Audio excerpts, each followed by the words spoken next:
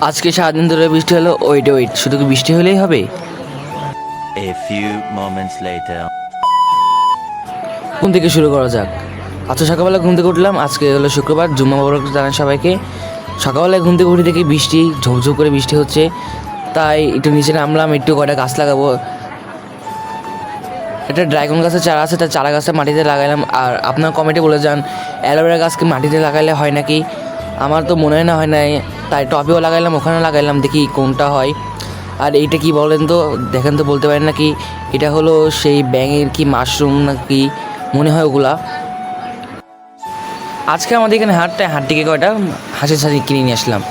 এগুলো হলো চীনা হাঁস, সবাই মাশাল্লাহ বলবেন। তাই আজান দিয়ে দিল, এখন যাব গোসল করতে। আমি গোসল করে আসি, আপনারা থাকেন। এই যে গোসল করে চলে আসলাম। শুধু কি গোসল করলে হবে? এখন তো পাঞ্জাবিটা পরতে হবে। তাই পাঞ্জাবি পরে রেডি হয়ে গেল। আয়নার সামনেতে ভাব দিচ্ছিলাম, দেখি কেমন লাগছে। আপনারা কমেন্টে বলে জানেন আমাকে কেমন লাগছে। যাওয়ার আগে বৃষ্টি পড়ার শব্দটা শুনে যান। বৃষ্টি পড়ার শব্দটা অনেক সুন্দর, শুনুন।